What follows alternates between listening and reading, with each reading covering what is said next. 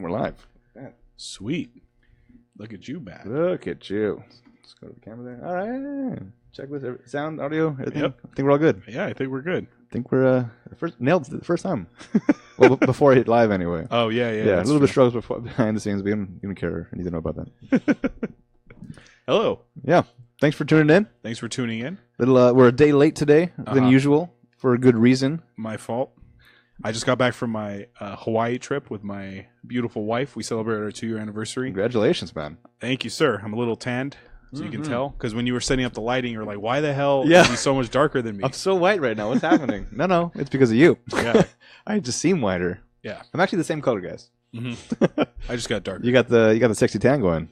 Thank you, sir. Man. So the movie we're doing this week is 2008's Jcvd. Yep. The reason we're doing that is because I texted Adam saying, hey, I'm going to be on a plane for 6 hours going to Hawaii and coming back. So let's pick something on either Netflix or Amazon Prime. And because you can download them onto your phone. Yeah, that's a brilliant strategy, by the way, on their part. Yes. So Jcvd was one of them. I picked the other one. They were both available on Amazon Prime. Yeah. If you go to Amazon, go to the website first, click on the banner. Takes you directly to go to our website, click on the banner, takes you to Amazon, and then you can go do your normal shopping there. Valentine's Day is coming up. Yeah. Oh, yes. Get your Valentine's stuff. That's real close. Nice. Holy crap. I mean, like I have 3 weeks. everything taken care of. Everything is already planned out and things. Mm-hmm. As I notice my girlfriend is currently watching. Oh, okay. Cool. So, yeah, we'll be doing Jcvd from 2008. Yeah. But before that, our little warm-up, I just wanted to read this to you. All right. Something topical. The Super Bowl is coming up, not this Sunday, but the Sunday after. And Bovada... Very excited to watch all of the sports. So Bovada has released their list of popular prop bets you can bet on. Do you know what a prop bet is? Yes. But what is the first word you said? Bovada? Yeah. It's an online gambling website. Okay. It's legal-ish. Because it's based in Nevada, I assume? No, it's based on like the Cayman Islands or something. Even better. Yeah. So they listed their list of prop bets. Do you know what a prop bet is? Absolutely. Proposition bet. So you're betting These are on outlandish things. These are ridiculous Never things. going to happen. Vegas only takes things that are put in the box score. So Okay. they'll take a prop bet like who will be the Super Bowl MVP, and they'll assign odds. So it'll be Tom Brady like 2-1. But that's like a real prop bet. That's a real prop bet. I think that there's also one. I don't want to. Well, you read your thing. Okay. I don't want in case I step on anything. Well, no, say yours. They change every year. Okay. Well, whether or not Janet Jackson's going to show up. Yes. That's a prop bet you can do on Bovada. And that's only because Jay Timba, as my friend in college used to call him, Justin Timberlake is going to be performing. The halftime show. And this is his first time back since Nipplegate. Yeah. When Janet Jackson showed off her star what was it? Star ring piercing? Yeah. Whatever that was. Her pierced nipple. Yeah. Something like that. Which caused the FCC to go nuts and put a stranglehold on all media. Mm-hmm. That was also a Patriots Super Bowl, but I think they were playing the Panthers for that Super Bowl. Well, that's like every other year, right? Yeah, they're in the Super Bowl every other year, it seems like. Yeah. So I found a list of the newest prop bets this year that Vegas won't take. Now, the reason why Vegas won't take these bets is because... They're too crazy? They're too crazy, but they only take the prop bets for things that are the result of things that can happen on the field of play. Oh, so, who will throw the first touchdown pass? Is streaking on that list? So somebody streaking across the field? No. Technically on the field to play. Okay, but here's the thing, though. Okay. The reason they don't take bets like what color will the Gatorade be that goes on the winning coach, the reason they don't do that is, let's say you know what color it's going to be. I know for a fact it's going to be green Gatorade, so I'm going to lay my house and everything on it because I know for a fact it's going to be green. Things that can be controlled. And I'm going to tell my brother and my cousin to lay it on green. Things that, so... that's why Bovada takes them, because they're fucking like based in the Cayman Islands. Like, they don't give a fuck. All right, so I'm going to read to you some of the famous prop bets. Some of these you're just going to roll your eyes at. Some of them you're going to be like, huh. I feel like that's going to be most of them. Okay. Length of the national anthem sung by Pink. Oh. The over-under line is 2 minutes. How long is the song itself? On average, it's around the 2-minute mark. Okay. Pink? It's over. Okay, so if you want to bet the over, it's minus 180. So that's the favorite. So that means you got to lay 180 to win 100. To win 100, yeah. Mm-hmm. Okay. Here's a real one. Will the team that scores first win the game? Yes, minus 180. No, plus 150. Now, there's crazy algorithms that Okay, there's a favorite. I'm sure it's gonna be minus 300 or something crazy, right? What did I just say? Well, the team that scores first win the game. So yes is minus 180. No is plus 150. I thought it was gonna be much more skewed than that. Oh no. Okay. Over under number of tweets from Donald Trump during the game 3.5. Would you take the over or under? Over. Way over.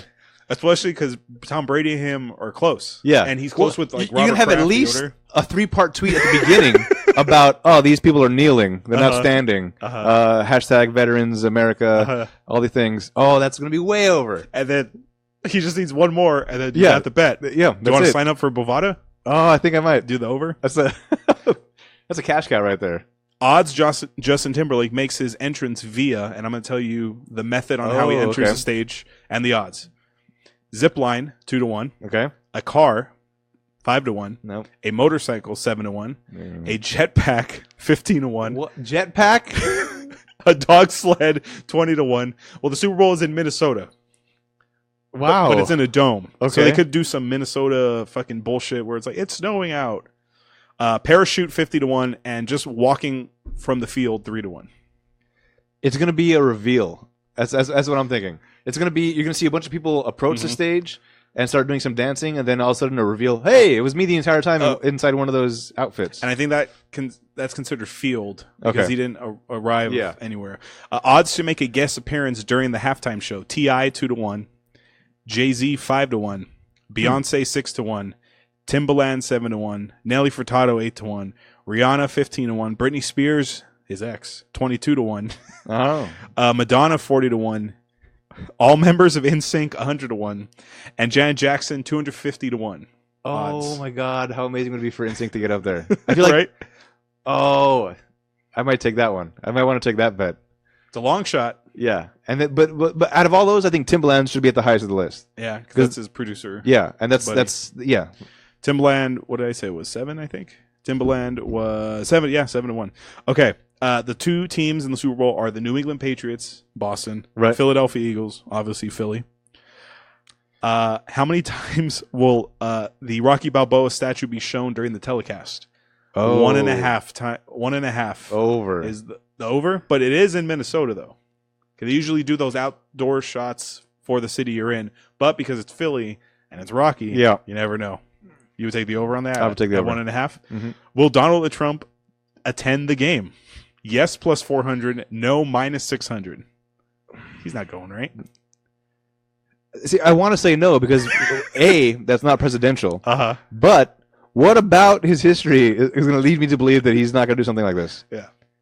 Because it's not presidential. So maybe. Okay. Oh, that's a weird one. Will Al Michaels or Chris Collinsworth say City of Brotherly Love at least once? Yes, plus 150. No, minus 180. Because Philly is known as the City of Brotherly Love. Yeah, no, that's coming up. Are those the announcers?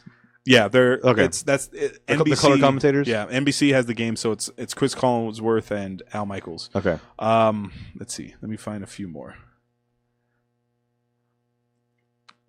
The color of Pink's hair with the odds. So this will be the color of her hair as she sings the national anthem.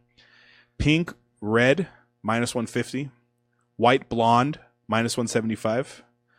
Brown, black. I'm sorry. There's no minus. It's just these are all plus 400. Blue or purple, plus 500. Green, plus 500. There's no just regular blonde? Yeah, it's white/blonde because it's like light, like white and blonde or kind of look the same. So she's at plus 175 for that. All right, that's what I'm gonna go with. Like white blonde? Yeah.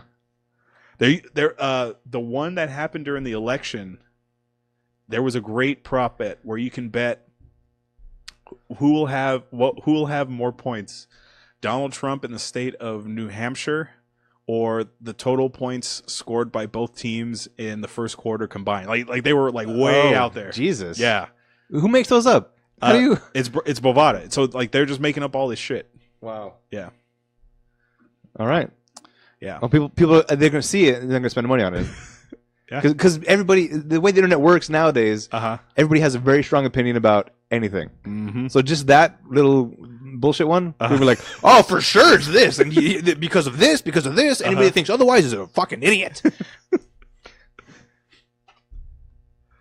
And then All there right. are real. So the Vegas, like the official prop bets, are Yeah. like who will be the first player to score a touchdown, which quarterback will throw the first touchdown pass, which team will lead at halftime. Those are normal bets that you can look at a box score. Okay.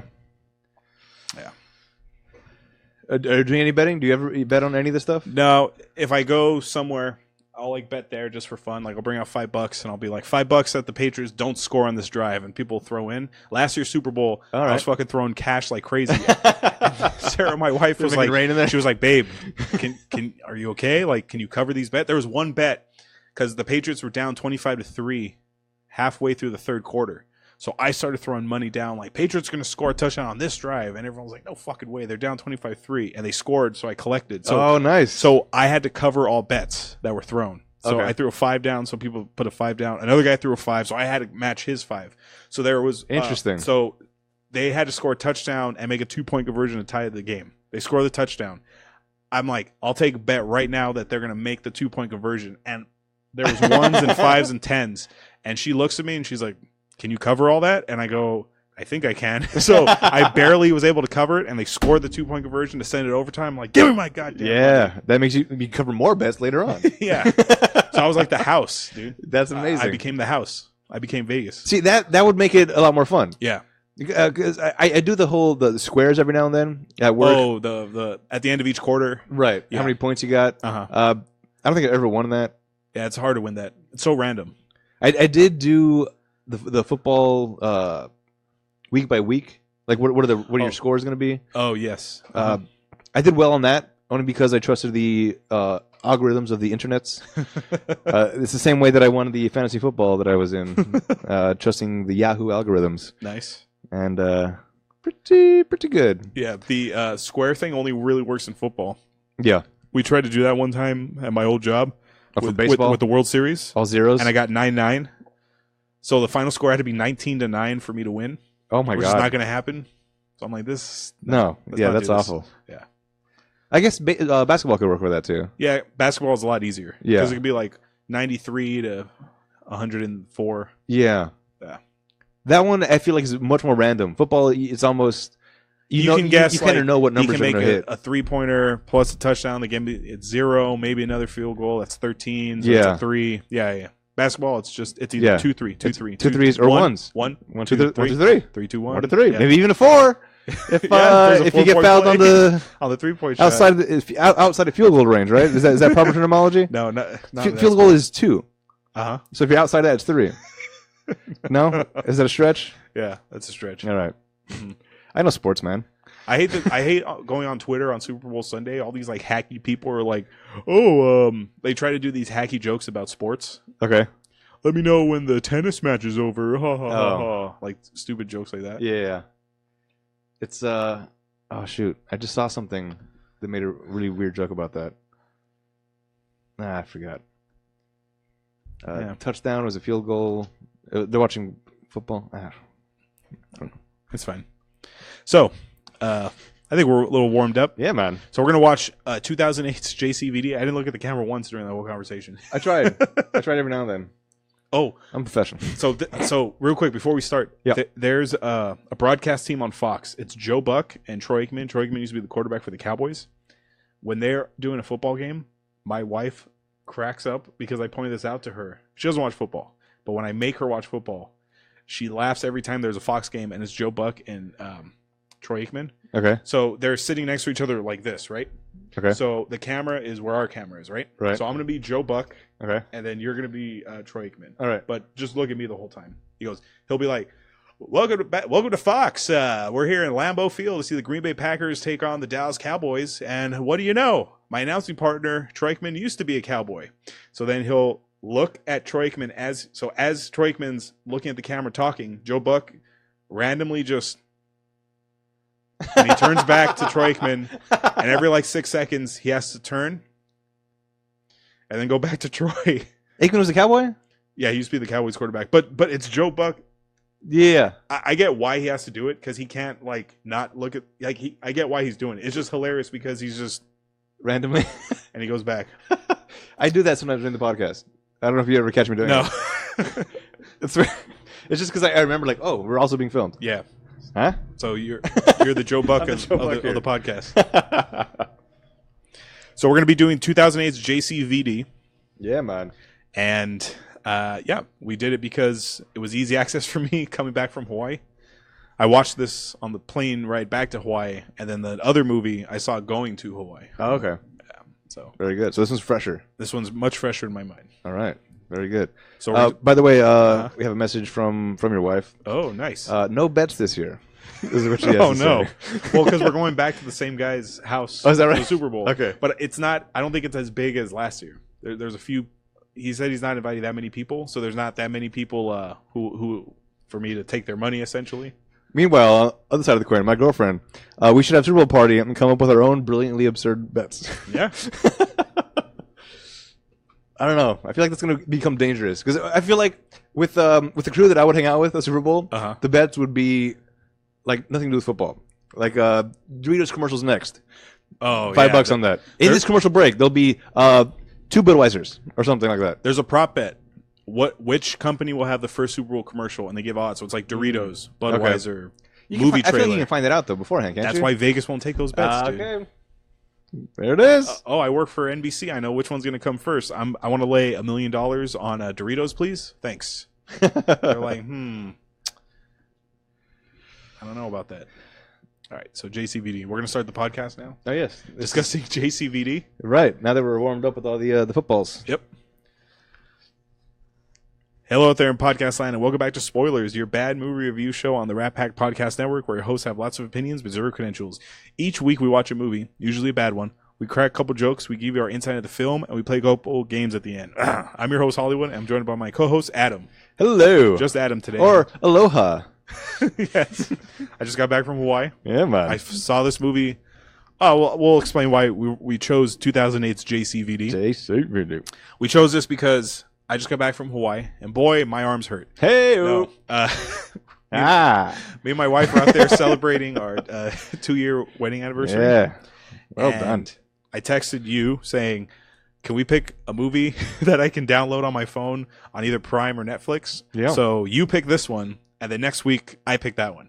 It was weird because a couple days before I was actually cruising through Prime to find out what I can watch because I do Netflix quite often, and then I'm like, I'm kind of burnt out on these. I need more options. Go over to the Prime. Oh, not that bad, right? Oh my God. Yeah. So many things. I haven't checked in a while, except for the movies that, of course, that I get to watch here on Spoilers. Yeah.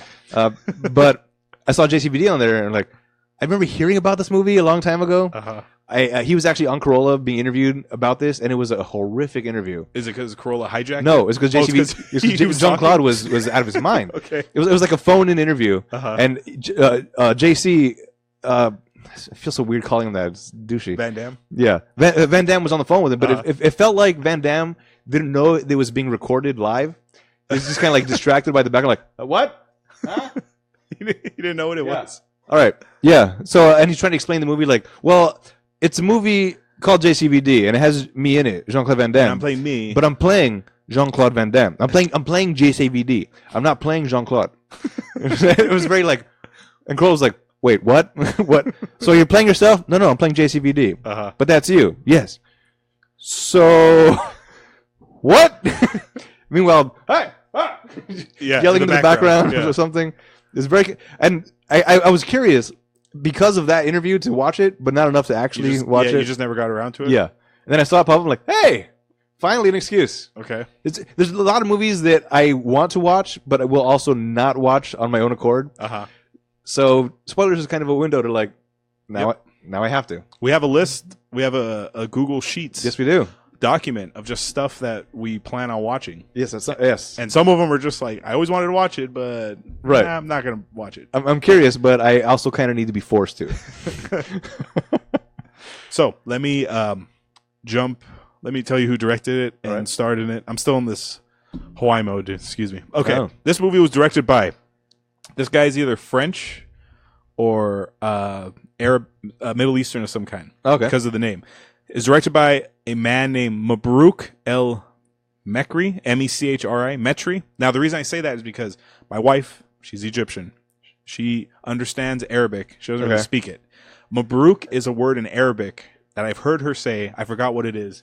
El is the, just like in Spanish. Okay. And then Mechri. I don't know what it is. Babe, if you're out there watching this live on Facebook Live, Yeah. please let me know what Mabruk means. I got it. What is it? She said it? No. Oh. I quickly Googled it. Okay. The root of the word Mabruk is baraka, pronounced this way. Baraka. All right. Which means blessing. Oh, okay. It's used on every occasion that has the chance to say congratulations. Okay, so it's blessing of the something. Yeah. Whatever his last name is. Mechri. Mm-hmm.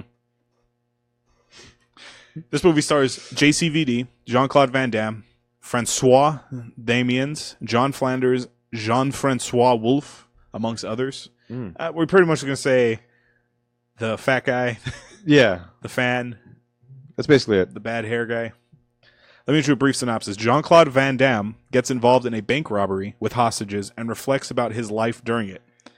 I ask this every week. I already know the answer. Have you ever seen this before? No way. I've never seen it. I was familiar with it. I've heard of it. I just never, like you, I just never got around to watching it. Yeah. Because Van Damme, he wasn't my favorite of all the action guys.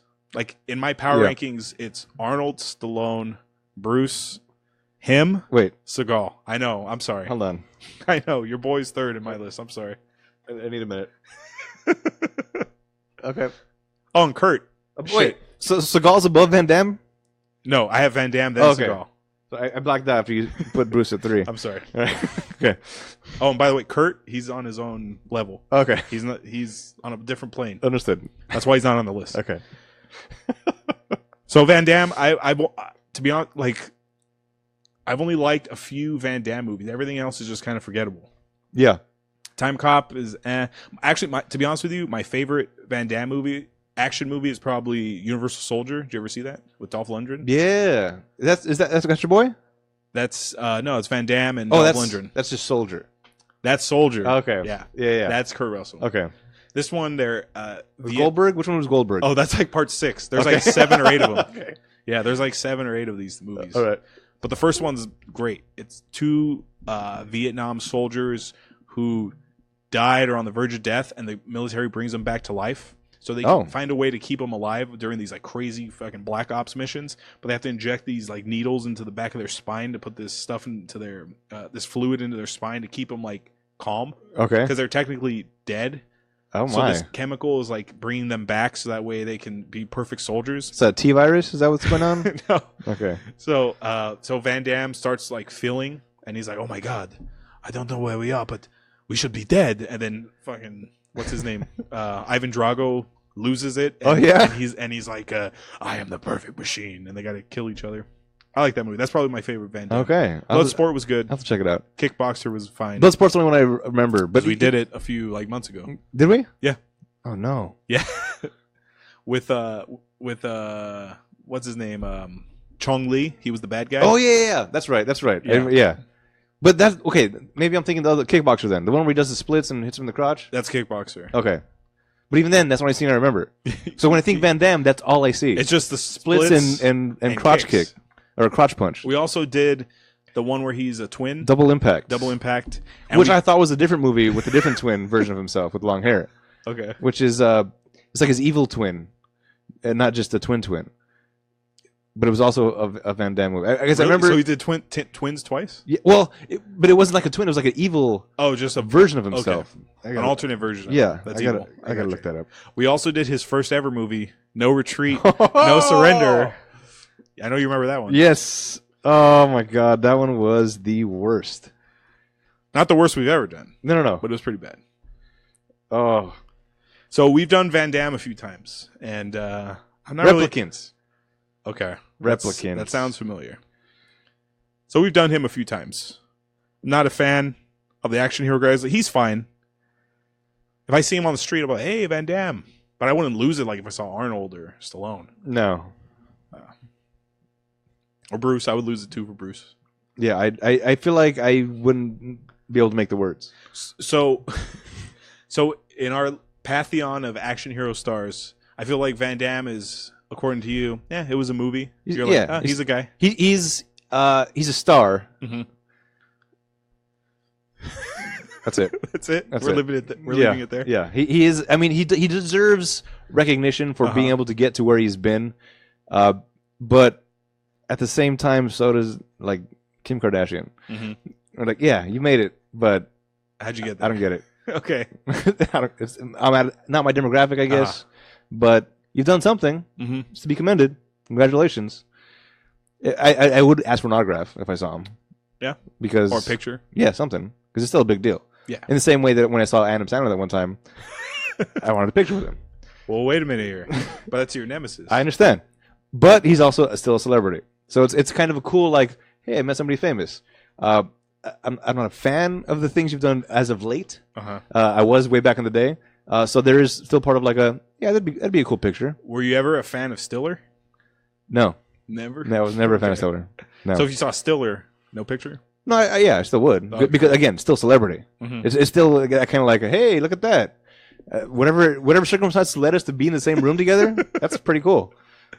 Again, not a big supporter, but I understand. There's a respect for getting to where you got, regardless of how you got there. That was a horribly grammatically incorrect sentence. Yeah, I got it. Okay. Sarah always told me if we're ever in LA and Kurt Russell was out there, she's like, I would have to speak for you. You wouldn't know what to say. Yep.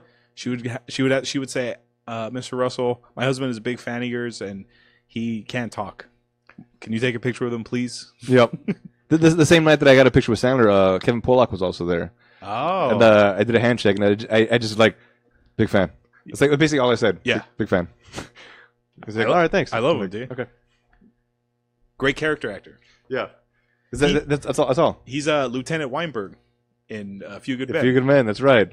Who's going to defend this country? You, Lieutenant Weinberg.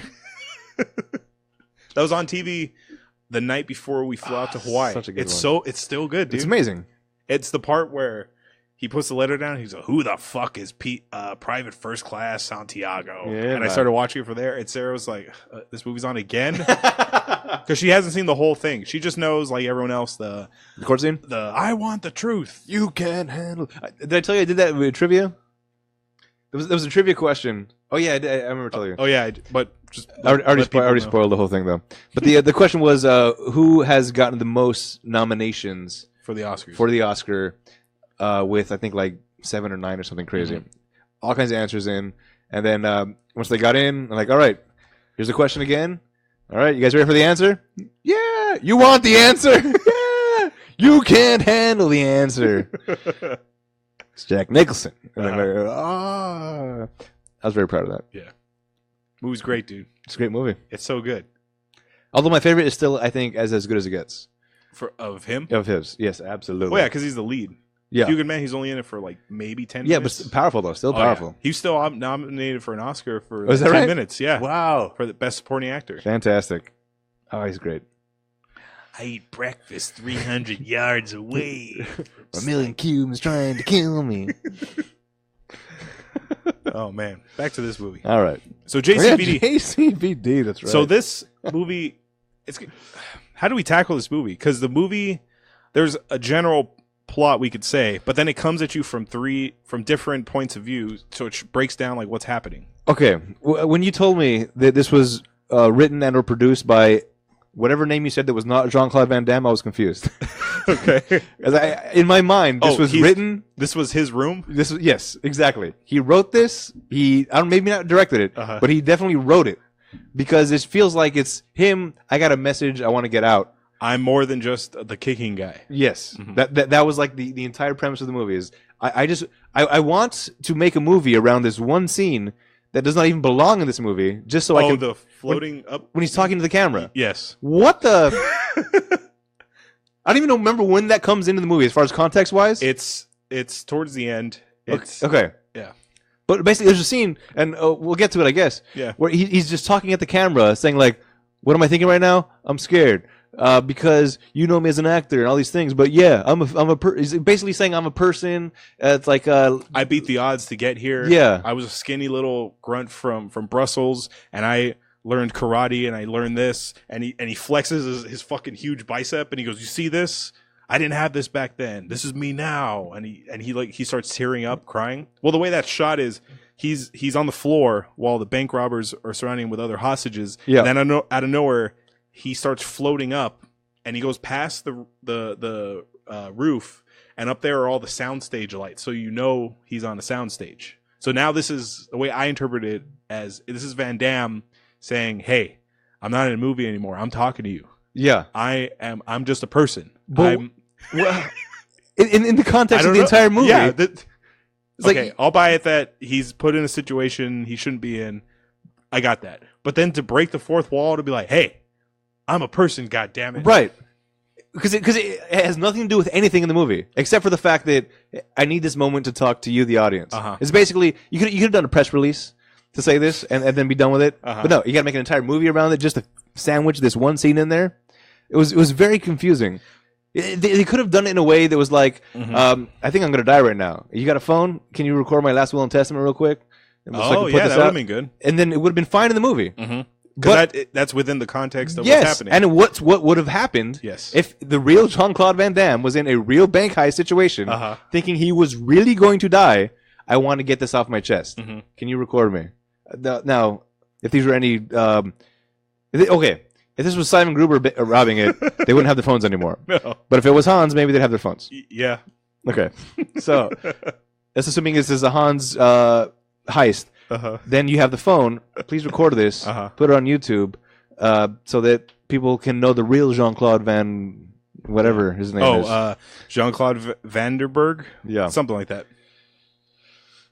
Which I didn't know. We find out in the movie. Is that real? Yeah. Okay. Well, according to Wikipedia, so who knows? Fantastic. So yeah, that's pretty much Jean-Claude Van Damme is, like you said about Corolla. He's playing a version of himself. Yes, that's real-ish. Right, Jcvd. And he's going through a custody battle for his wife to get his daughter. Right. In real life, he actually doesn't have a daughter. He has sons. Right. But they rewrote it for this movie. Yeah, so they don't get more super emotionally liable or something impactful if he has a daughter. So he goes back to Belgium, where he's from originally. Right. And he goes into a bank, and then it gets robbed, and he's in the middle of it, and the cops think that he's behind the whole thing. Right. That's the whole plot. That's the whole plot. Yep. But then there's different points of view of what happens. So all you see initially is him going in the bank, and then the cops think, "Oh fuck, Jean-Claude Van Damme's robbing the bank." And then the next group of shots, he goes into the you see some fans at a video store because they need to talk about movies because every terrorist in the world has been Arab except for a Van Damme movie because Van Damme respects the Arabs. I guess is that the takeaway we're supposed to do here? Let me think. Okay, Schwarzenegger, he fought... That's the whole scene in the movie. Yeah. Where he fought Arabs in True Lies. Yeah, the guy's talking about like... it's in the 70s, it was the Viet Cong. In the 80s and 90s, it's the Arabs. No, in the 80s, it was the Russians. 90s and 2000s, it's Arabs. And this was also in trivia. I don't know if you're going to get to it. I think it was a Chuck Norris one. They're saying Chuck Norris even fought the Arabs. But in actuality... The movie that Chuck Norris was in with Arabs, he was on the side of the Arabs helping them out against a different kind of terrorist. Was it Delta War? No, I don't know. I don't remember that movie. Oh, okay. I don't know. It was on spoilers if you want to check the archives. Yeah, we did Delta Force. That was a long time ago. Oh, my. Because this is our 175th episode. Hey! Look at that. 175, wow. Yeah. Fantastic. We're 6 months away from spoilies. Yeah. Yeah. Nice. And by the way, when Spoilies comes back on, I would probably be fresh back from my Hawaii trip. Yeah. Oh, that'll be interesting. Man. Yeah. And right before Spoilies, it's your birthday pick. That's right. Oh, it's going to be so a good one. You can pick whatever you want. We're going to face off again. I know you mentioned the Gruber jobs. Yeah. I always see these movie lists for like best movie villains of all time, and Hans Gruber is on a lot of these lists. And I think of you because he's obviously a good villain, but compared to his brother, no. You never see Simon Gruber on a list. No. Jeremy Irons, man, he's just good. He's just good. Mm-hmm. Even as Alfred, he's good. He's the best part of Batman v Superman. Yeah.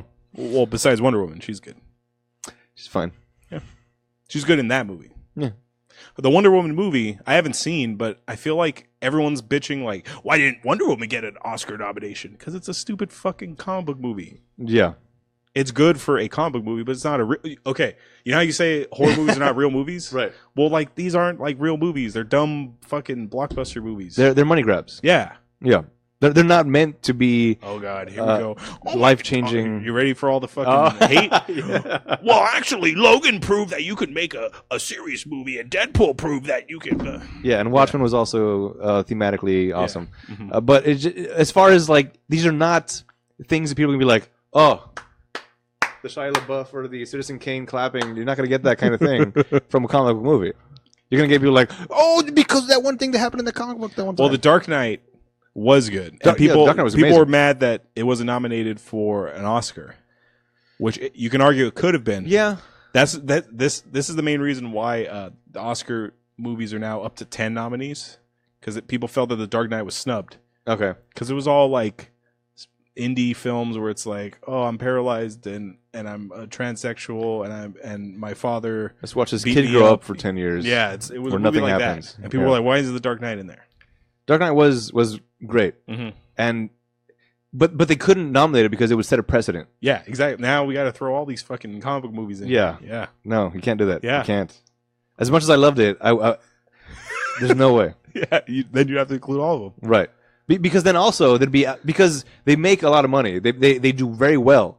So if they don't actually win against childhood or Boyhood, where like maybe 7 people actually went to the theaters to watch it versus Batman where it's like 100 million, then like, well, how did that win? Look at the box office mojo. Of course, Batman did better. How did that not win? There'd be an outcry, and then the whole system would be called into question. Yeah. No, you can't.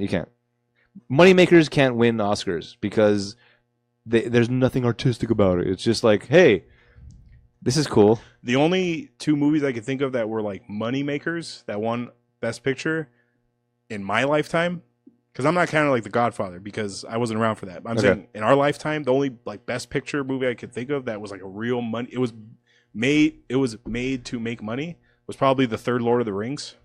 That one Best Picture. Okay, but see, that's impressive though. Yeah. Technically, the scale and scope of that movie is yes. wow. The detail, holy Christ! Yeah. That I get it. The Batman is like it's cool, but for what it is, yeah. This is also this is based on literature. Yes. So and that alone puts it in a different category than a comic book. Yes, that's true. Wow, you sound like me, Adam. Yeah. I'm starting to get burnt out too, by the way. Yeah. I'm catching up to your burnt out with the. Do you remember the last time I was here? We recorded. Don't worry, we'll get back to Jcvd. I showed you that trailer. Don't worry, guys. I showed you that trailer for the X-Men movie, where it's like an X-Men horror movie where they're in a mental asylum. Oh yeah, and Arya Stark's it's in like it. Humans or something. Inhumans. New Mutants. Oh, that's what it is. Arya Stark's in it, and the brother from Stranger Things is in there. Yep. That got pushed back to next year. Ah, God damn it! The one comic movie I was interested in seeing. Got pushed back. That's bending your genres, man. That's right in your wheelhouse. Exactly. Actually, that looks very good. Yeah, it looks trippy. Yeah. So Jcvd, you brought up Citizen Kane, which is a good transition because the opening scene, I love this opening scene. It's Van Damme on a movie set, and they're doing a typical like Van Damme scene. Yeah. He's a one-man army. He's kicking guys. He's shooting guys. He's taking guys out all by himself. Yep. And it's all done in one take. One shot, yeah. One continuous shot. Those I'm very impressed by. The fact that you can do that. A one take shot? Especially just in general? If it's more than even 5 minutes, then that's crazy impressive. Goodfellas, the scene where Henry takes Karen. Remember they go through the back of the restaurant, down the stairs, and they go back like through the kitchen and stuff? Yeah. That's all done in one shot. Okay. It took them, from what I read, like 7 takes. All right. And everyone had to be on cue. Like as soon as they saw the camera moving, I got to be the waiter. I got to walk by at this exact moment. In That's fact, impressive. That is the only thing I enjoyed about Ed Norton, Birdman. Oh, Birdman, yeah. Yeah. It looked like the entire movie was basically one take. It wasn't, but it gives you the illusion that it is. Yeah, and that I found very impressive because I know how much it would take to make that actually happen. So even the ones, even when they do have breaks, there's long pauses in between those actual breaks, and that to me, I was very impressed by it. Only thing I enjoyed about that movie. It's almost like doing a play. Right. Because you can't stop. Yeah. If you fuck up, it's like, right. Keep going. Yeah. Reset. All right. Can we bring that tree back over here?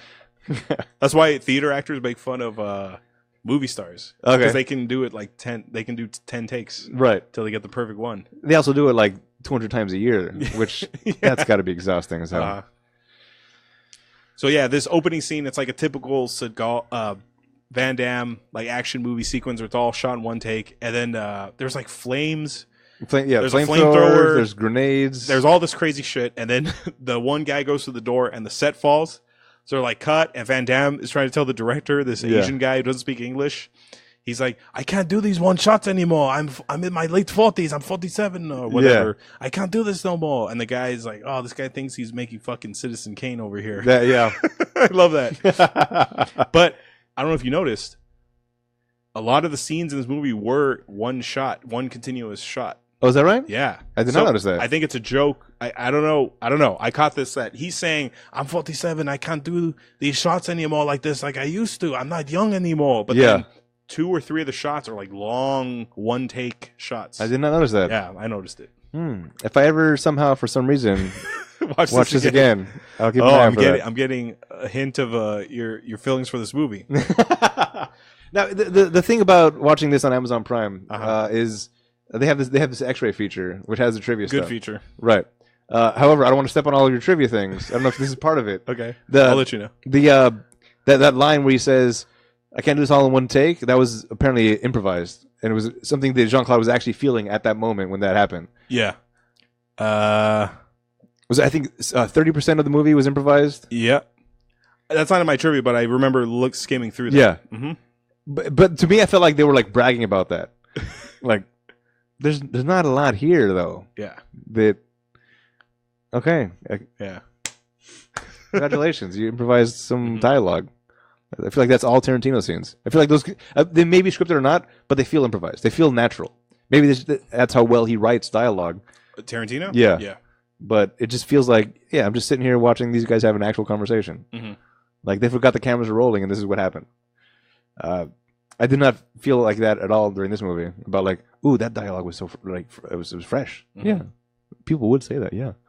Like, nope, that was badly written. Nope, badly written. And another thing, Adam, you really hate subtitles. I do. So this movie, we discovered most of it's dubbed. Yeah. I didn't know that going in. I feel like this was shot in Belgium. Belgium, yeah. And the language is maybe French or Belgium, whatever they speak. I was assuming Belgium has its own language, but is that not it? Well, Belgium-ish? No, a lot of people in Europe speak French. Okay. Like they speak French and Spanish, French and Nordic, French and something. French is like the common language in Europe. So Jean-Claude Van Damme is from Belgium, but he speaks French? He most likely does. Did he spend any time in New Orleans? No. Big Tommy? Big Tommy, man. No. Okay. I'm just trying to figure out the accent still. All right. Yeah. So my wife's parents, they're Egyptian, and Egypt is right across the Mediterranean from Europe. Okay. So people from Europe and Egypt, well, when they lived there in the 60s and 70s, they vacation. They go. So people from Egypt go to Europe, and people from Europe go to Egypt. So everyone in Egypt, like a tourist exchange program, sort of. Like you just you go there and they come here for vacation. So people in Egypt, from what I was told from them, they know Arabic plus French and maybe Italian or something else. And then when you go from Egypt into Europe, people there know Arabic of some dialect. They know French. They know this. They know this. Man. So Van Damme most likely knows French. Meanwhile, people in America are just like, well, you speak funny. All they speak is English. Yeah. You pricks. These people know more than like 2 languages. That's goddamn impressive. Well, my guess is because our country is so big compared to like Belgium, it's easy to get from Belgium to like France. Okay. So because so many people are going through these different countries, they just pick up like French and Belgium, whatever. I'm assuming they speak Belgium. Okay. Well, I've been working. What do they speak? I've been working in the same place for over 10 years now, and there's a lot of Mandarin being spoken around me. I haven't picked up anything, man. I got nothing. They speak French is the official language of Belgium. They also speak German and Dutch. Okay. So yeah, French. I had a feeling it was French by the main bank robber with that bad haircut. Yeah. The way his dub was. Okay. Was like, what are you doing? Try to help him. That sounds sort of Frenchy. Now, did Van Damme dub his own things? Was he speaking French, you think? I think yes. So they had Because there were times where it looked like he was speaking English. Was his dub him? I don't know. I don't know either. I don't know what he sounds like. Why didn't you dub him with at least his own English voice? Maybe that is his voice. Because when the cop, the inspector, comes in and he talks to Van Damme, it's Van Damme's voice. I had to watch this movie in subtitles. I couldn't understand what anybody was saying. It was rough. It was real rough. So I put the subtitles on, and it says Van Damme : stay away from here. Yeah. And I'm like, but that's not his voice. Did they not dub him with his own lines in English? I feel like this entire movie was shot in French originally. Certain things were reshot in English, the court scene and the opening scene, and the agent. Oh yeah, that was all redone as a regular guy. Because even the quality of the audio, and I hate the fact that I'm so tuned into the audio things because everything sounded wrong except for the agent. Like that was recorded at the time of the recording.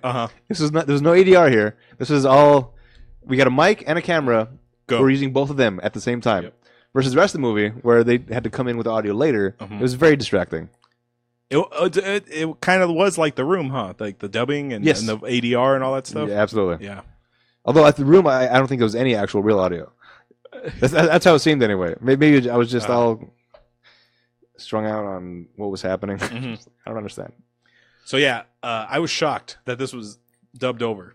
I had a feeling this was going to be like a European movie, but I didn't realize all the dubbing. Yeah. Because it's bad dubbing. Like the guy's mouth is moving, and it's like Jean-Claude Van Damme, and his mouth is like still moving a little. Yeah.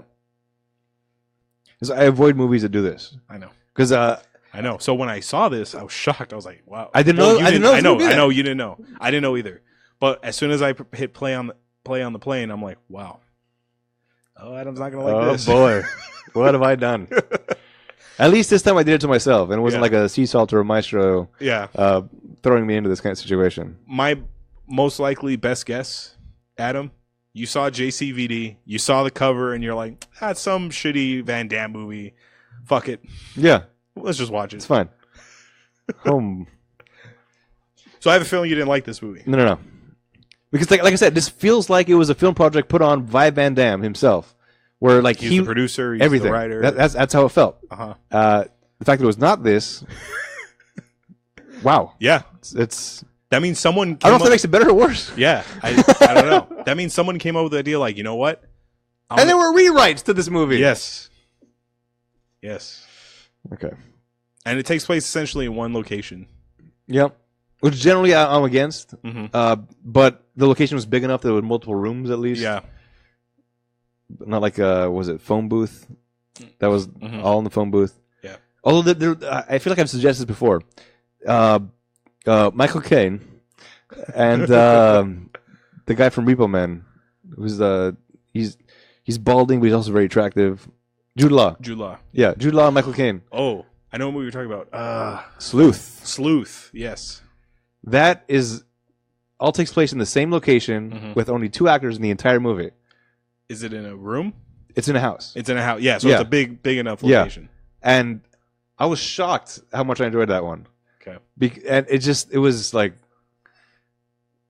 it was simple, but the story was the story. That's what makes these kind of movies. If you're gonna do something into one area, the story better hold up. And that one I think held up a lot.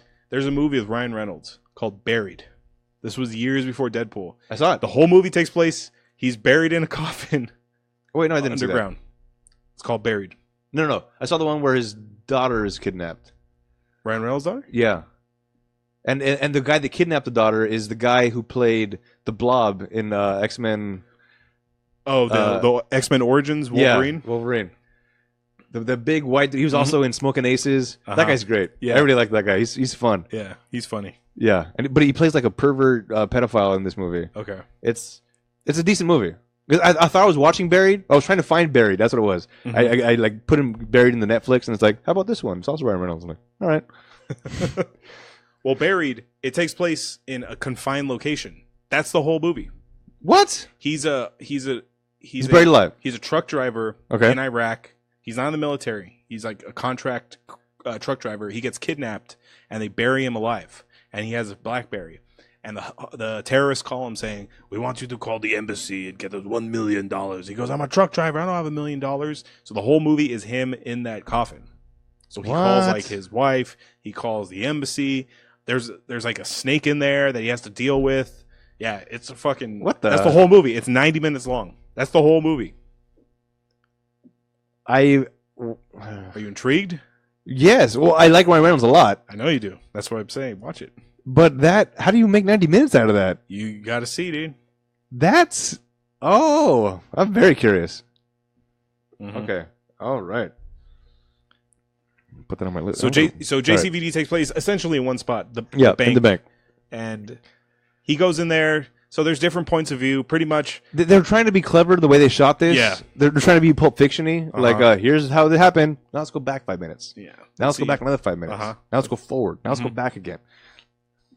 Yeah. They were trying to be clever. And this is why I thought it was a JCVD thing. Or Jean-Claude thing. Yeah. Like, I'll show them I know how to make movies too.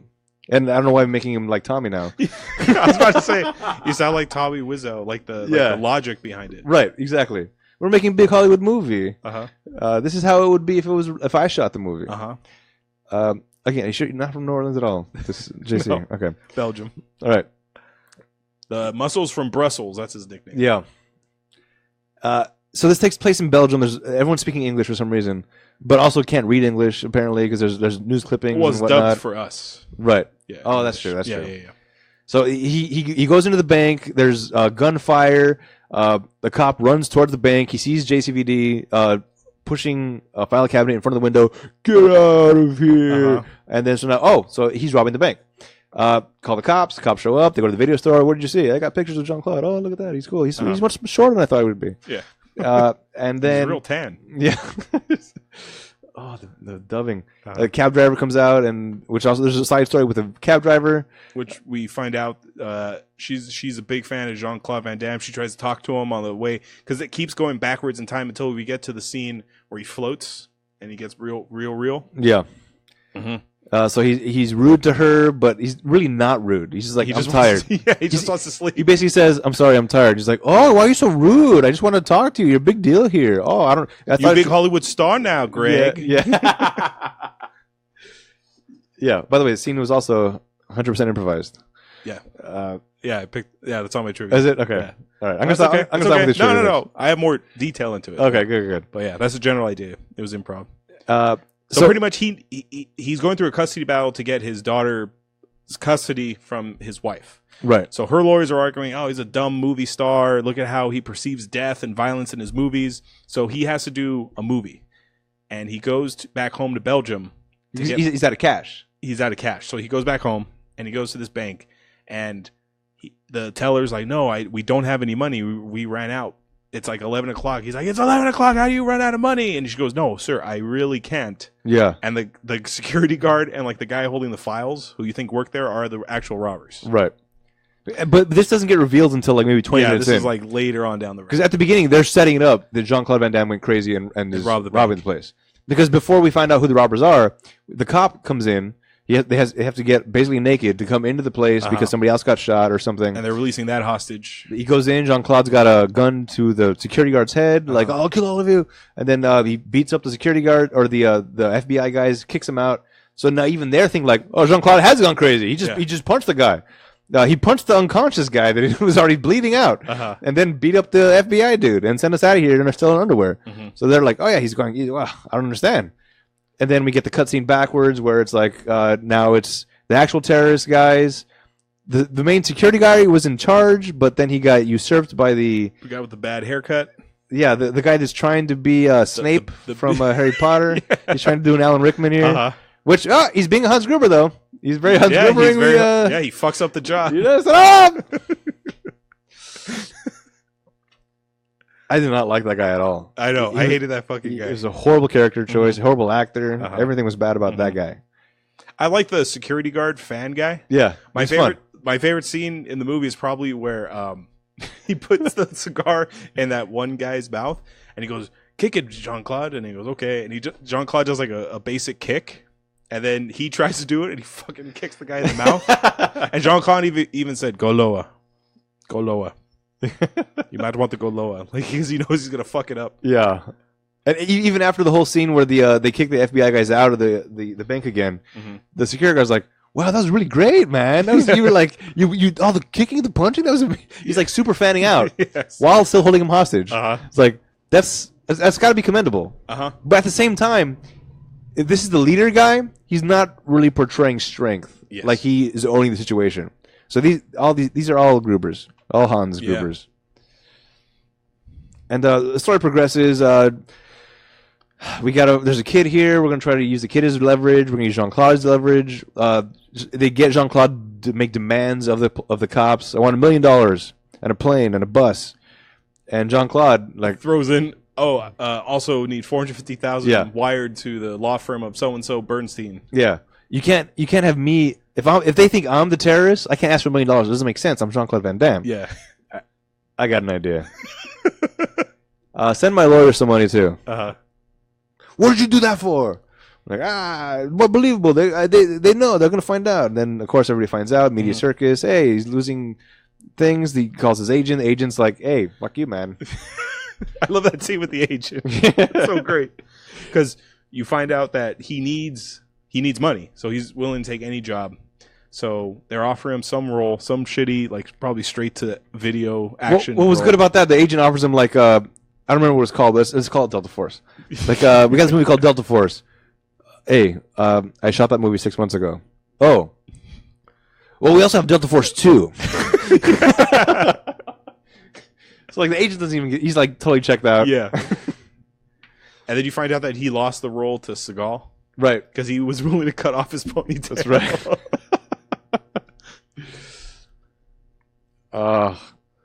There's so many weird things in this. I feel like he was trying to make it as real as possible, but also still trying to tell like his story. It's very confusing.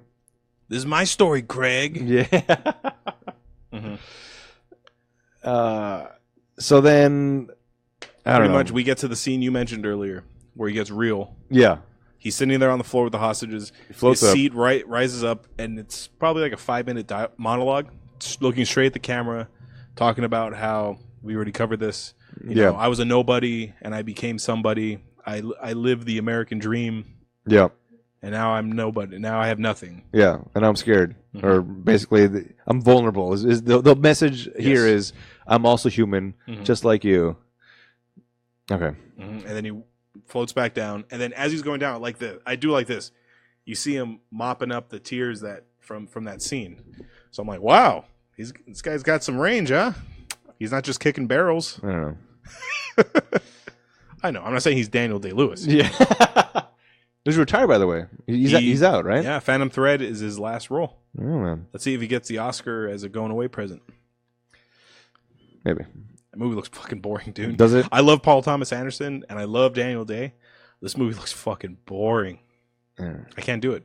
You know what it's about, right? No idea. He's a dressmaker, and he falls in love with a model that poses with the dress that he makes. Was he in love with the model or the dress? He's I don't know. Maybe it's probably both. Could be both. So turns out it's gonna be the dress. I bet. I feel like that's where it's gonna be. That's the what do you call it? The turn at the end. Yeah, the twist. I think that's where it's gonna be. But you know how Daniel Day-Lewis stays in character, right? Yeah, method actor, crazy method actor. I heard this. I'm like, fucking, of course.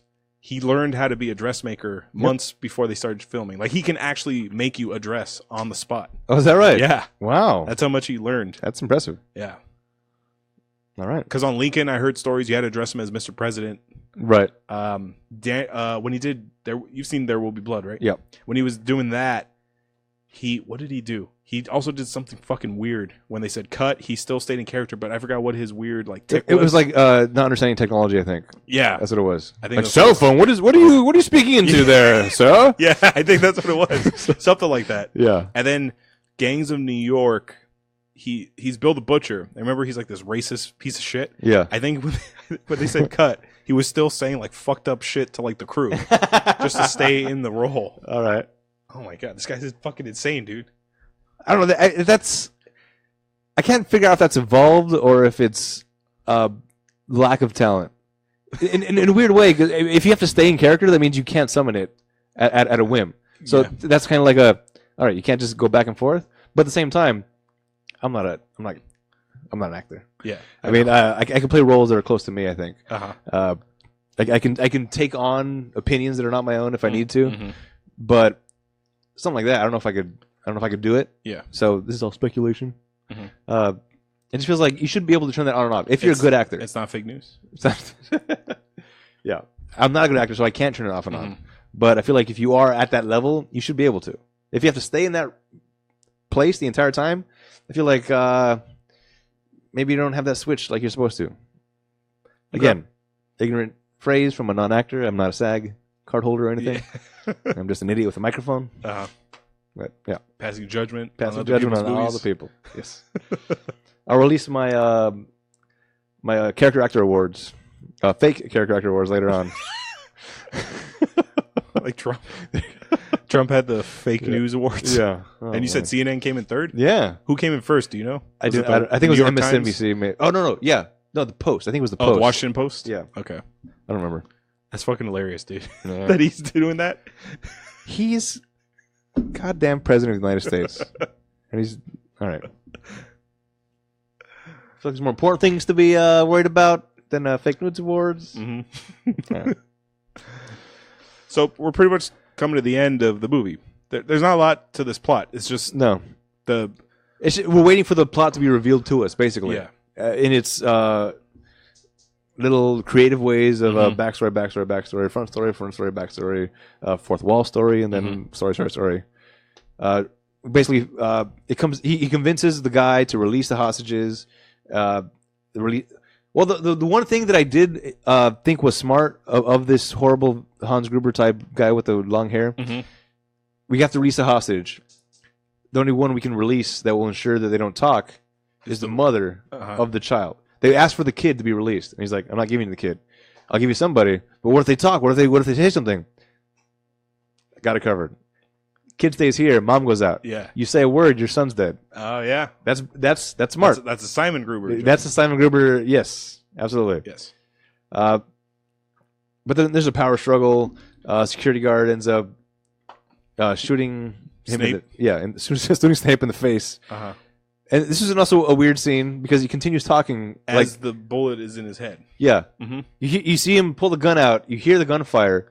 There's like a black for a second. It pans back, and the guy's still talking. They're like, "What does that mean? Is he have superpowers now?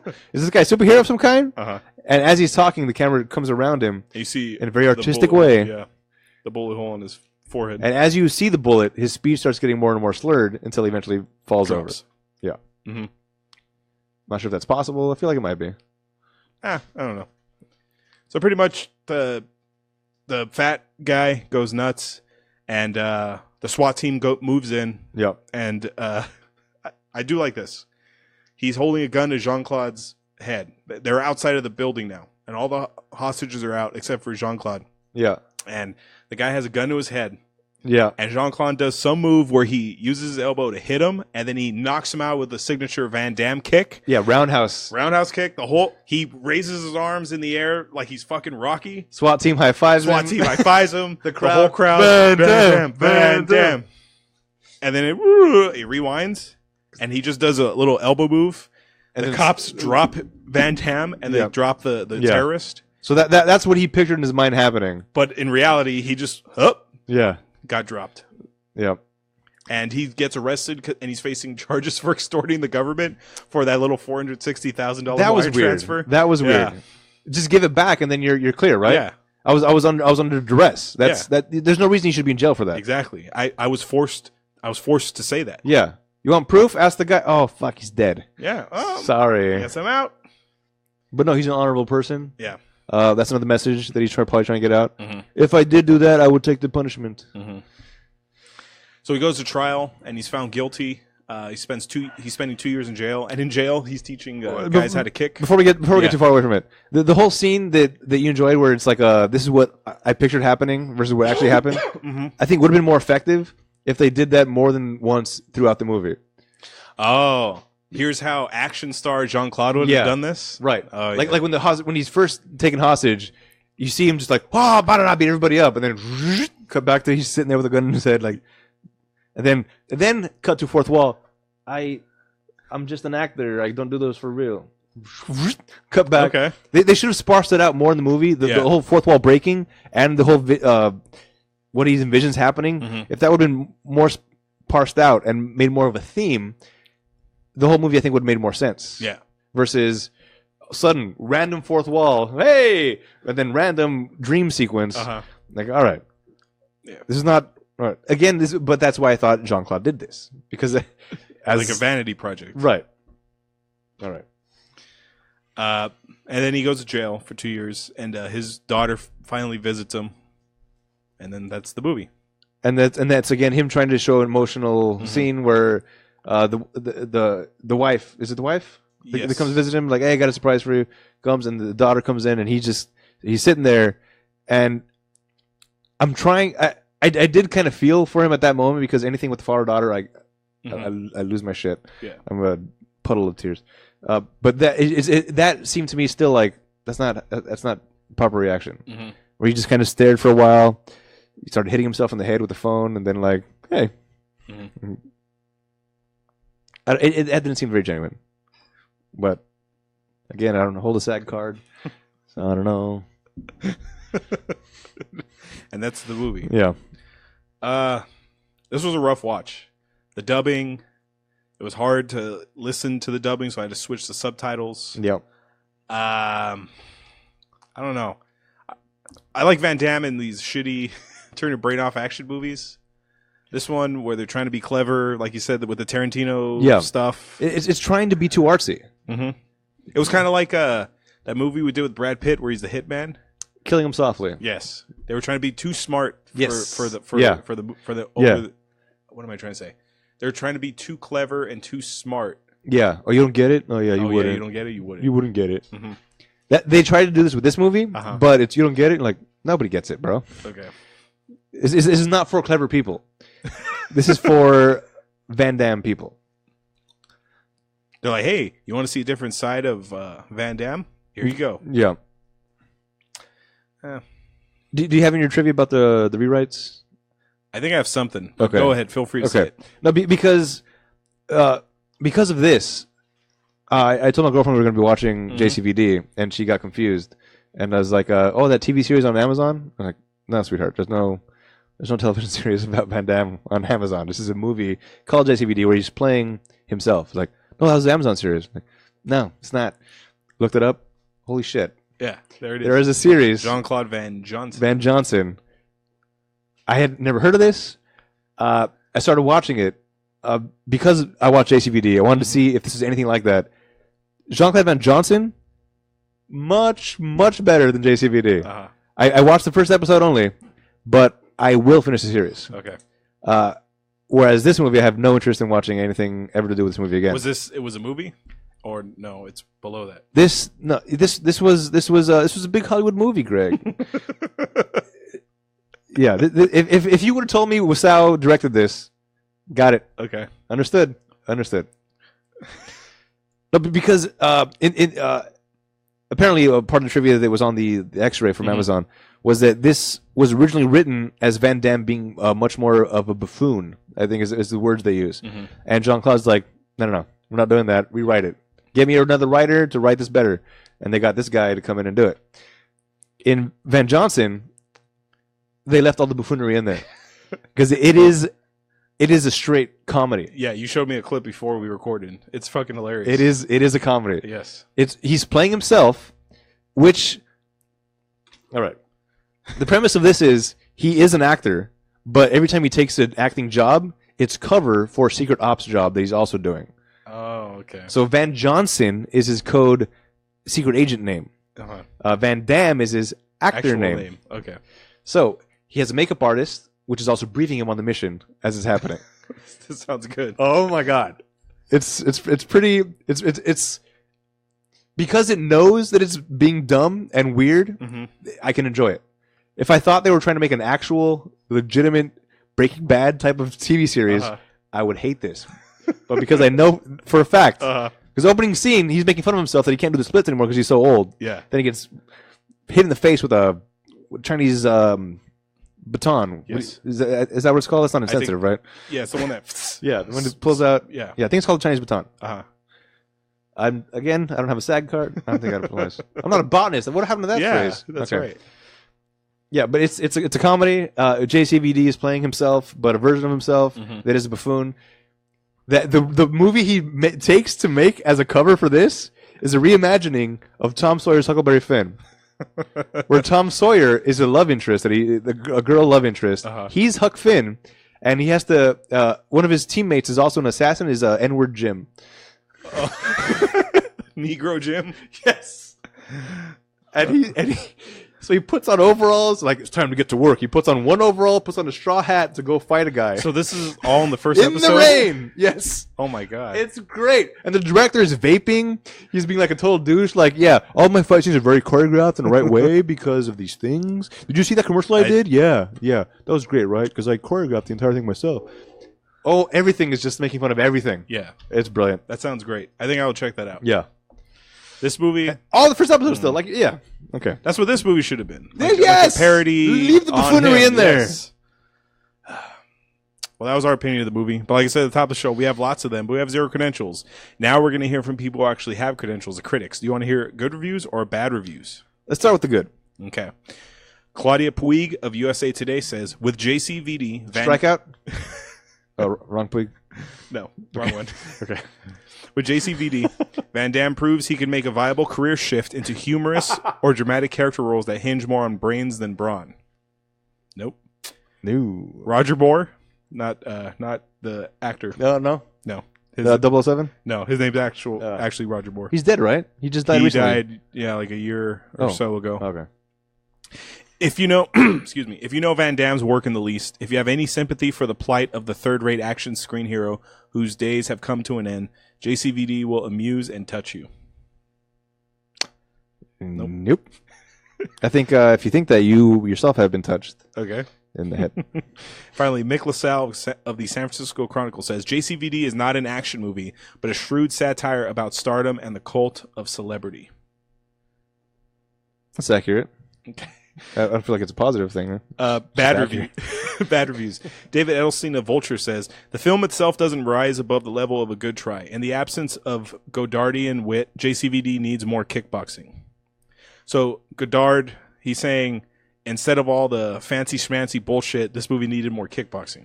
Yeah, but I feel like the whole point of this movie was Van Damme to show I'm more than a kickboxer. Yes, exactly. Even though I'm going to kickbox a cigar out of a mouth still. A.O. Scott of the New York Times says, this may well be the most memorable Jean-Claude Van Damme movie ever, but I'm afraid that's not saying much. And finally, Roger Ebert of the Chicago Sun-Times says, there we go. I sort of enjoyed myself. I could have done without the scene where he floats in anguish reverie, making Hamlet sound like an extrovert.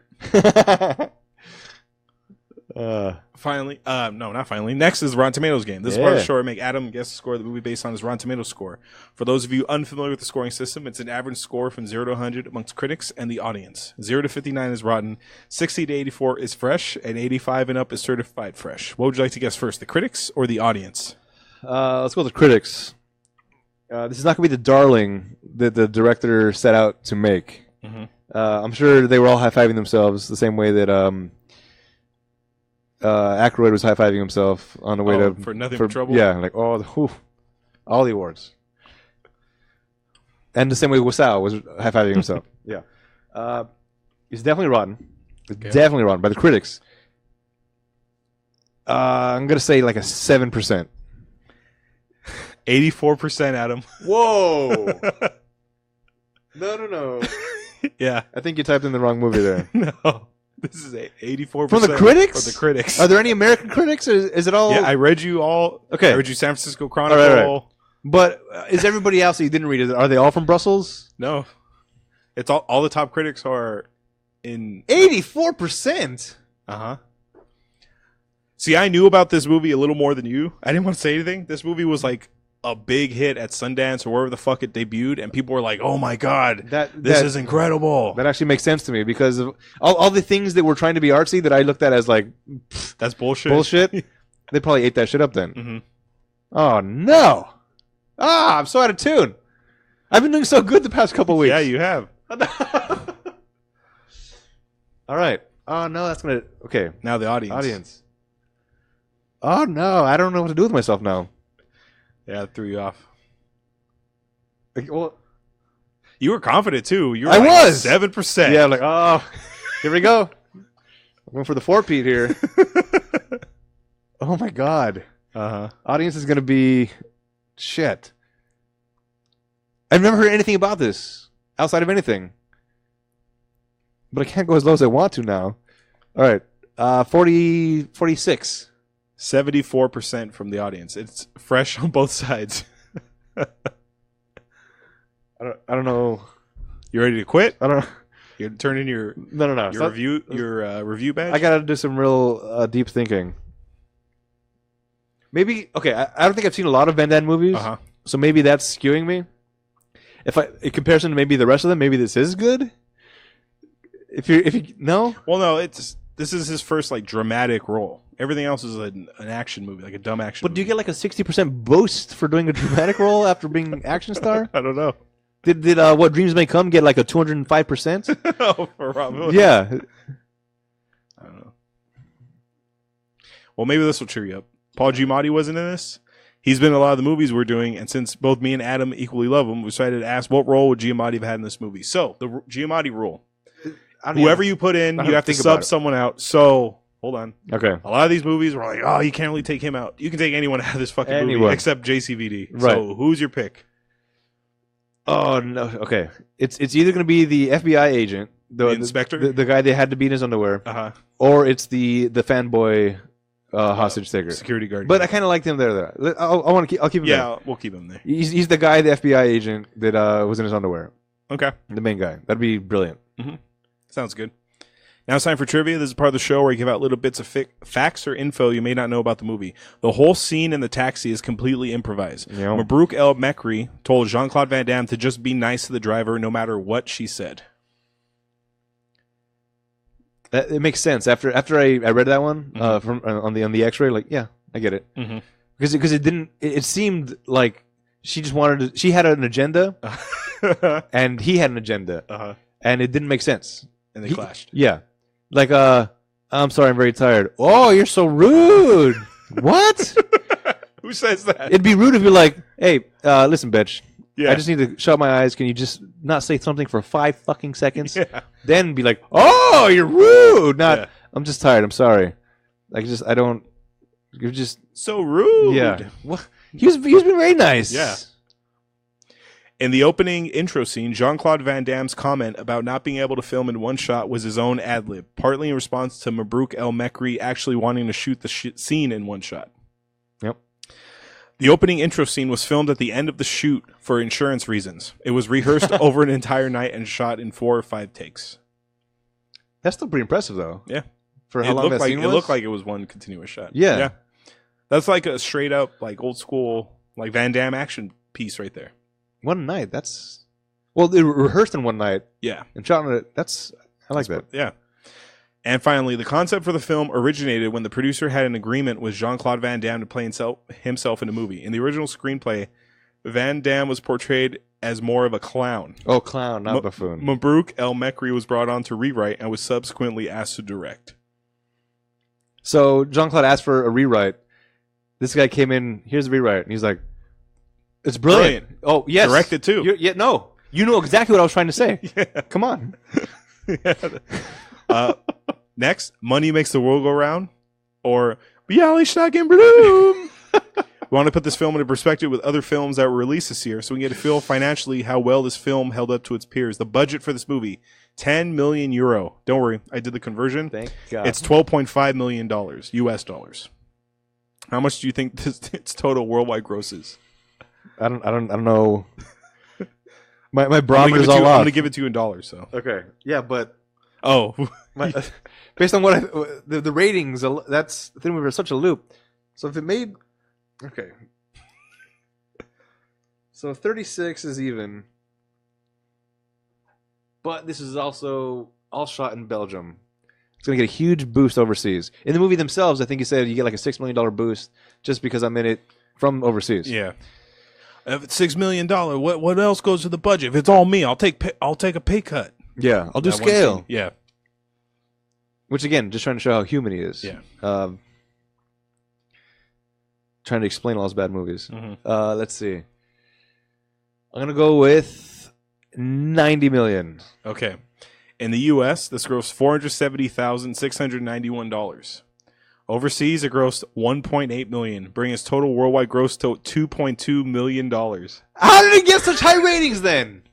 Well, just nobody would have to see it. I know, but just because a movie doesn't make a lot of money doesn't mean it's not highly. Look at a lot of Oscar movies, like nobody sees them, but they're highly reviewed, highly rated.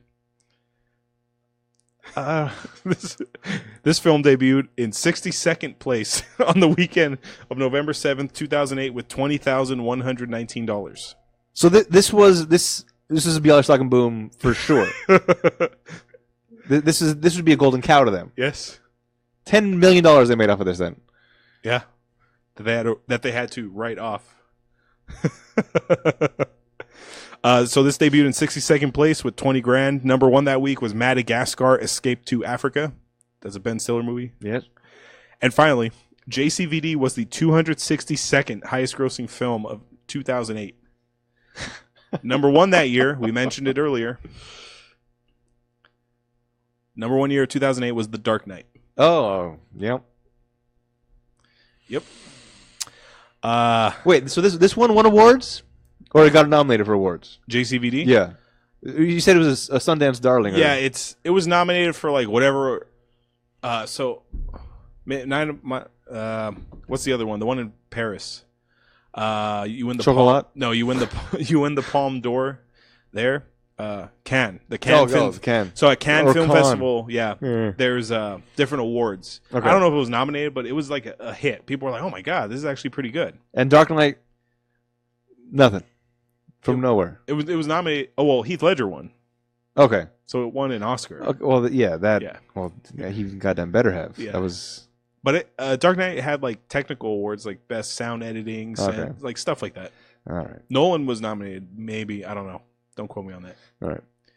Where can you watch all these movies, Adam? Where did you watch? I watched it on Jcvd? Amazon, man. Yeah, we got the X-ray. You got that little trivia, so I can ruin your little bit at the end there. Shit.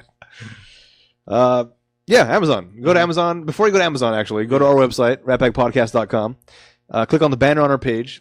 It takes you to Amazon. You do your shopping as normal. It doesn't cost you anything extra, but any purchase you make, we get a percentage. Mm-hmm. And you could bookmark that homepage that it sends you to. Right. So click on the link, bookmark the page it takes you to, and then you can just... And then when you do your normal shopping, it comes our way. Click on that, man. That's 2008's Jcvd, directed by Mabrouk El Mekri. Check out our website, ratpackpodcast.com/spoilers. Follow us on Twitter, Facebook, and Instagram at Spoilers Show. Check out and subscribe to the YouTube channel, Rat Pack Productions. Write to us via email at spoilers@ratpackpodcast.com for any questions, opinions, and movie requests. Please rate and review the show on iTunes so it can help us in the rankings. If you leave us a review on iTunes and leave us a recommendation for a movie you want us to watch, that movie will go to the top of our list, and we will watch it before any other requests. Next week, we're watching another movie that was on Amazon Prime. Yeah. This one was my pick. Well, speaking of which, we have a request. We'll save that for the next episode to announce what it's going to be. And I know who it's from. All right. So next week, we're going to be watching 2016's 999. We reviewed the trailer for this. Yes. And I remember you wanted to watch. You were pumped up to see this movie. So Jesse Pinkman, man. Jesse Pinkman. Omar's in it for one scene. Omar, that caught me Omar way Little. off guard. Yeah. Because I was like, I recognize that. Who's that? Oh my God! Yeah. Casey Affleck's in it. Kate Winslet's in it. She would tell. Woody Harrelson. Ejiofor, Woody L. Harrelson, Anthony Mackie, Great cast, man. Norman Reedus. That's right. All-star cast. Great cast. Great cast. Yeah. Everybody basically is like, hey, I know that guy. Mm-hmm. Hey, I know that guy. Mm-hmm. Yeah, like this was on the Spoilers trailer review. Which we did. Yeah, which is on our YouTube channel. If you go to Rat Pack Productions on the YouTubes, go to the Spoilers channel, and there's 999 should be there somewhere. Yeah, 999's on there. I remember we reviewed it. I remember you were really pumped up to see it. Yeah. So when I was going through Netflix and Prime, We saw the Red Band trailer. That was like a... Oh, yeah. It showed a lot of... It didn't give much away. I think that was a good part about it. Uh-huh. It just intrigued curiosity. Mm-hmm. So for my flight, I had to pick a movie to watch that I can download on the phone. So I'm like, wait a minute, he wanted to watch 999. Fuck it, let's just do 999. So that's the reason we're doing it. All right. And Sarah watched it with me. Ah. Because Hawaiian Airlines, we were duped by them. Hawaiian Airlines, they say get our free app so that way you can stream. So Delta does this. If you ever fly Delta, they have not Delta, United. Wait, which is the one that got the doctor? They kicked him out of the plane. Was that United? Ooh, I don't know. I think that was United. Okay. So we flew United, and they said, hey, if you get our United app, you can stream Netflix or whatever on your phone. Okay. So I see that on Hawaiian Airlines. I'm like, better get the app. We get there, no Wi-Fi, no streaming through their app. You have to pay $8 for a package of like movies and shows that you can watch on the screen in front of you.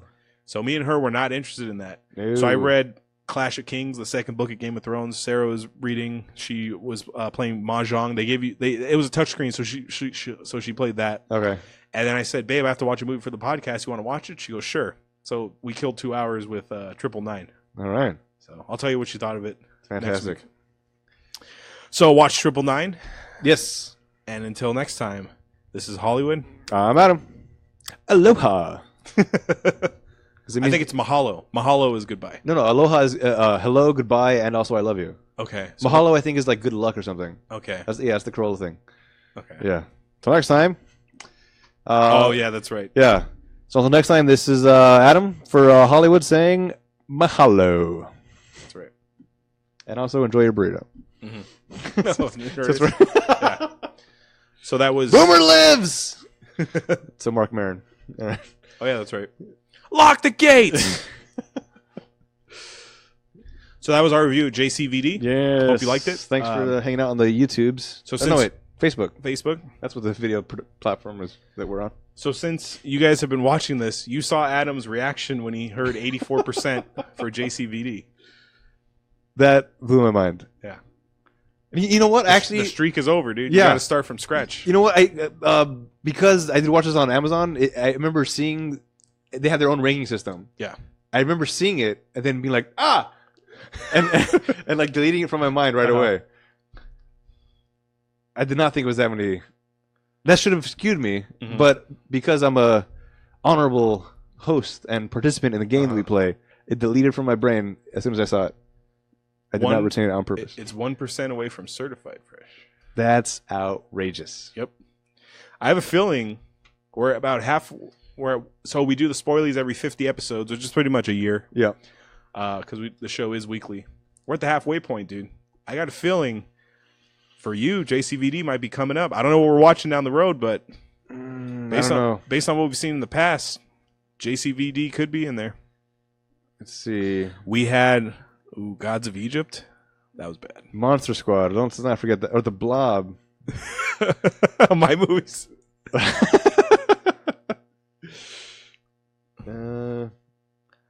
Yeah, right now I think this is pretty up there. Yeah. Yeah. Oh, I don't know about The Room. I don't know how that's gonna do. I don't know. It's that could be. I'm in a constant state of flux with this one movie. Category is most surprised. But I don't know if that's surprising though. That's true though. I'm surprised by my reaction to it. Not by more the than movie the movie itself. Yeah. Mm. Oh, by the way, did you see the new Jumanji? I haven't seen it yet, but I want to. Holy crap! I watched it twice. I hear it's good. In 2 days. Is it good? It's amazing. Everyone's saying it's way better than the original. Yes. Because it's like you were telling me before, it takes place in a video game, basically. Now, so it has video game rules, right? Yes, which they execute amazingly. As a video game player, there's a lot of little things that happen. Are like, yes, that happens. That's a game thing. It's a game thing. It's good. I like it. And Jack Black was not irritating because of the premise they set up. He's supposed to be like the dumb airhead girl, right? Yes. Fine. That's the rule you set up for this movie. You executed that role perfectly. Nice. You were irritating in the way that you were meant to be irritating, not in the Jack Black way. So I liked it. How was your girl from Doctor Who? Great. Fantastic. Yeah, I want to watch that movie. I hear it's good. Yes. I may or may not have a screener copy for you. So since we're at the halfway mark for this season 5 of spoilers, want to hear who's in the running for most spoiled so far? Okay. Yeah. Okay, so now one of these movies I'm including because we're going to watch it down the road. Okay, so everyone here is at least in 2 things we've done. Okay. Gerard Butler, he was in Gamer and Gods of Egypt. Oh, yeah. John Voight, he was in National Treasure and he's gonna be in Tomb Raider, which we're gonna watch. Oh, that's right. Down the road. Right. Angelina Jolie is also at 2. Oh, she was in because of Wanted. and she will be in Tomb Raider down the road. All right. Ernie Hudson was in The Crow And Ghostbusters 2. Yeah. Sigourney Weaver was in Galaxy Quest and Ghostbusters 2. Oh, that's right. And Sean Bean, Ned Stark, was in Silent Hill and National Treasure. Wow. So they're all at 2. So I don't know what's coming up down the road. We still have 25 more to do. Yes. Escape Plan 2 is coming out. So I put in Escape Plan. What's It's that? the movie where Stallone and Schwarzenegger are locked up in jail and they have to escape. Oh, I do want to see that. Dude, that movie is insane. Actually, I remember seeing the first 30 minutes like 3 or 4 times. Uh-huh. And I just kept falling asleep at the same part. Yeah, I like that movie. It seemed weird. They're like hamsters, basically. The way that the jail cells worked out. Yeah. Mm-hmm. But the sequel is weird because Batista's in it. He's the wrestler who's in Guardians of the Galaxy, Drax. Oh, okay. And so the whole idea is that He's also in Blade Runner. yes, 2049, Blade Runner 2049, fucking Batista, dude. Yeah, man. When you say Batista, I'm sorry. His name, they call him Dave Batista, right? That's what he goes by. No, I go to the Angel Batista from serial killer, Dexter. I never saw Dexter. Okay, but he's the fat cop. He was actually the bad guy in the Expendables movie. Is the Mexican kind of overweight dude? That's his name was Batista in Dexter. So every time I hear Batista, I go to that guy with his Hawaiian shirt and like straw fedora. Okay. Anyway, Sarah loves Dexter. it's great. That's the only scary thing she'll watch is Dexter.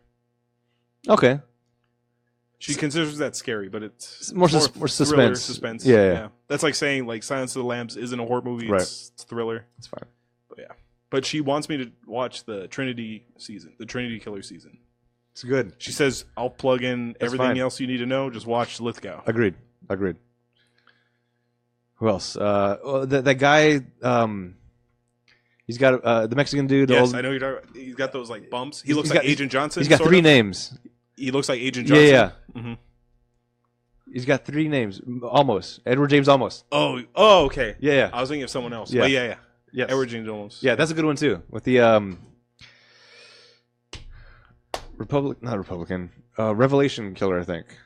Oh. Doomsday Wait, Killer. He's a killer? No, he's in that season. Oh, okay. I know it's an old show, but I'll let Sarah fill me in. yeah, if you're gonna watch that one, it's better to not have the spoilers. Okay. I'll let her fill me in on that. Yeah. So, like I said, we're gonna watch 999. So check that out. Oh, yes. Check out that we're All-Star still Cast live. movie. Yeah, we're still live. So, Yeah. watch 999. Yeah, man. You'll hear our thoughts on that. And then our next live one, I don't know. We got to figure it out. No, we know what we're doing. It's a request. Oh, well. Is it not gonna be next? I don't think it should be because you have marked Valentine's. We Oh, should do yeah, like yeah. a Valentine's-y. All right, you're right. Yeah. So the request will have to go after. She'll understand. Yeah. I'm sure. Don't worry. I'm sure. Yeah. It's my mom. My mom requested a movie. My mom requested a movie for us to do, so she'll Which understand. I think was kind of semi-requested a long time ago when we did Money Train. I think this was brought up. Yeah, when we did Money Train, I told you my mom wants to do the Taking of Pelham 1, 2, 3. Yeah. And I said, so I just saw her before we went to Hawaii, and I said, so do you want the Denzel one or the original one? She goes, I want the original. I'm like, ooh. Oh, is that right? I said, well, Adam hates all movies before 1990. Hey, it's not my request, man. I know, but the original one is in the mid-70s. All right. Walter Matthau's in it. Oh, I like him. And did you ever see Jaws? Yeah. Quint, the seaboat captain. All right. He's one of the main terrorists Okay. who take over the train. If that's what she wants, man. All right. So we'll do that after the Valentine's Day episode. So we got to find some shitty like romantic comedy or something. All right. We'll find something. I'm sure. Yeah. What let the girls decide. Yeah. Sure. Okay. Yep. So until next time, see ya. Later. Mahalo. Oh, I got Enjoy your burrito. Stop. Lock the gates. Boomer lives. Where do I end this? Here it is.